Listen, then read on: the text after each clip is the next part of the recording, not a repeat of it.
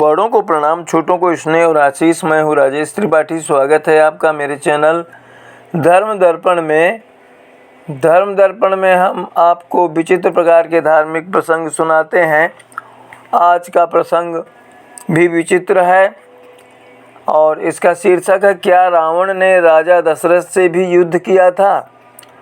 रावण राम का युद्ध तो हुआ था, किंतु राजा दशरथ से भी रावण ने युद्ध किया था। ऐसा प्रसंग है जिस पर आज हम आपको सुनाने जा रहे हैं। वो कथा आपने यह कथा अवश्य सुनी होगी कि राम रावण के बीच युद्ध हुआ था, जिसमें राम ने रावण का वध किया था। रावण की कथा राजा प्रतापभान से जुड़ती है। वही प्रतापभान जिनसे उनसे युद्ध में हारे एक राजा ने हार का बदला लेने के लिए उस राजा ने कपटी साधु का वेश धारण किया था और राजा प्रतापभान के साथ छल किया था। राजा शिकार करते हुए भटक गए और एक गुफा में उन्हें कपटी साधु बना वह राजा मिला जो कभी उनसे हार गया था। राजा ने प्रतापभान को समझाया कि वह अपने यहाँ यज्ञ और ब्राह्मण भोज का आयोजन करें।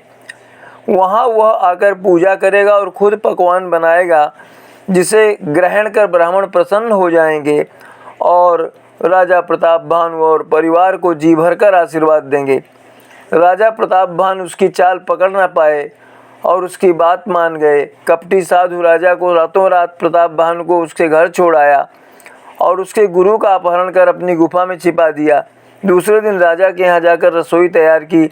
ब्राह्मणगण भोजन के लिए बैठे ही थे कि तभी आकाशवाणी हुई, विप्रवृंद उठी उठी ग्रह जाहू, है बड़ी हानि अन्न जन खाहू, भयउ रसोई भूसुर मासु, सब दुजी उठे मानि विश्वासु, भूप विकल मति मोह बुलानी, और भावी बस न आव मुखबानी।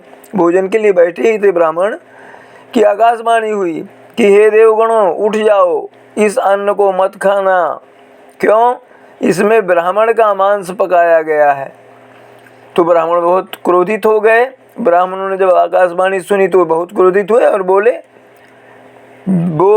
विप्र सकोप तब नहीं कछुकीन विचार, जाई निशाचर हो नृप मूढ़ सहित परिवार।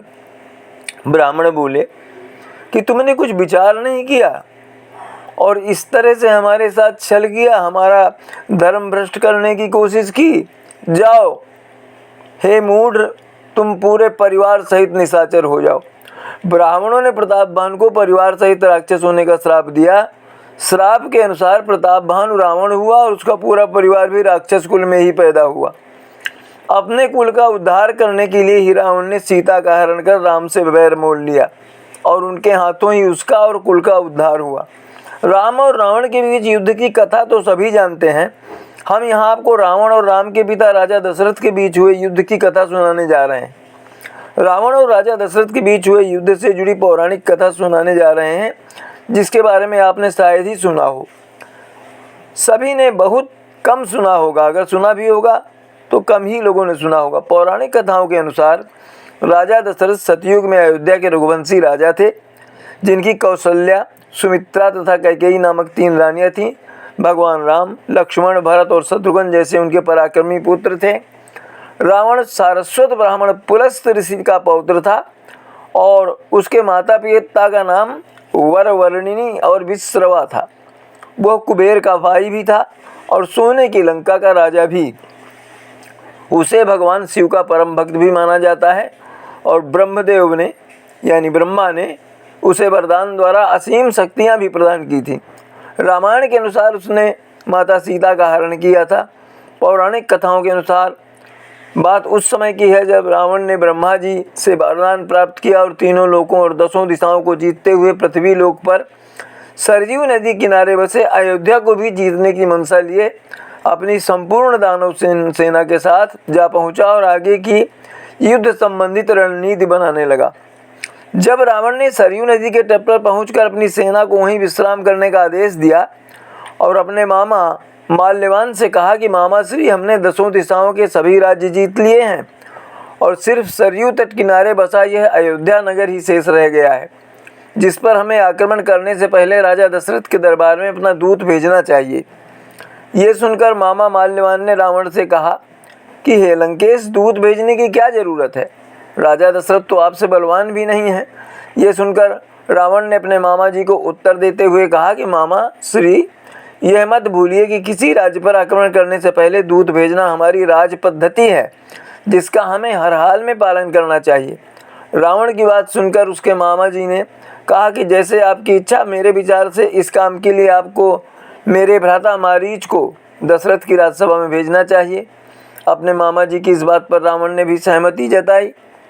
पौराणिक कथाओं के अनुसार रावण ने अपने मामा जी से वार्तालाप के बाद मारीच को अपने संदेश वाहक के रूप में अयोध्या में राजा दशरथ के दरबार में अपना संदेश देकर भेजा।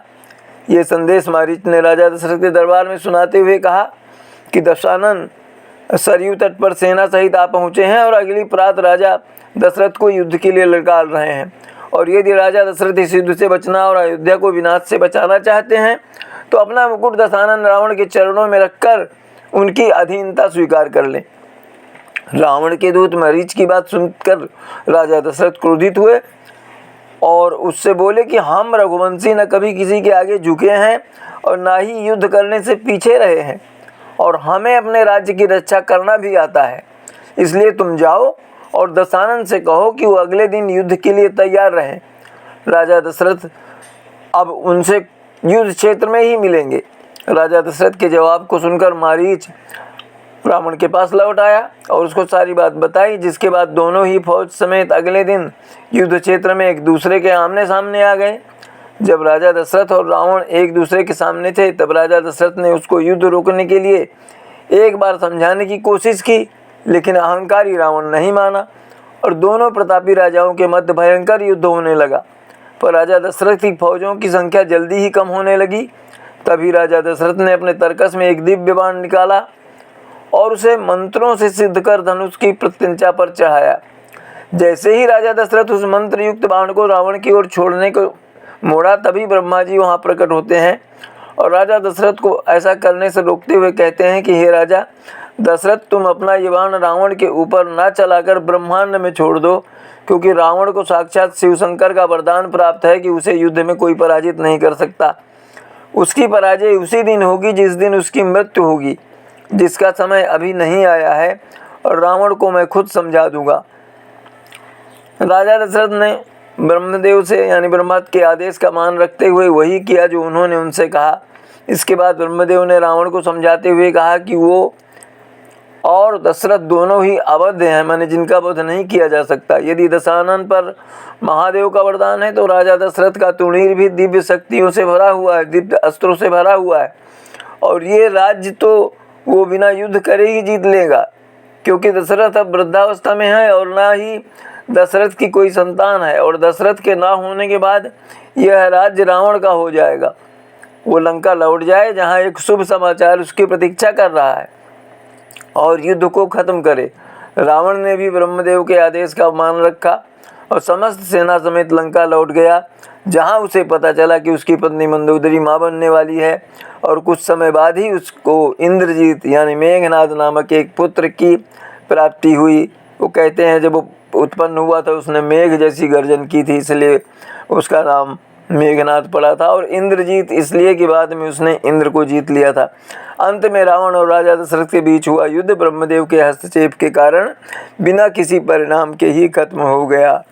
तो ये तो थी राजा दशरथ और रावण के बीच होने वाले युद्ध की, जो होते होते रह गया ब्रह्मा जी के हस्तक्षेप से।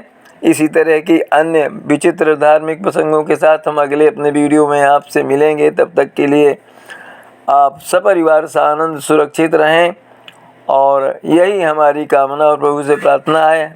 हमारे चैनल धर्म दर्पण का समर्थन करते रहें, इसी तरह इसको सब्सक्राइब करते चलें, वीडियो इसके अपने मित्रों में साझा करते रहें। आज यहीं तक, मिलते हैं अगले किसी वीडियो में, तब तक के लिए नमस्कार, प्रणाम।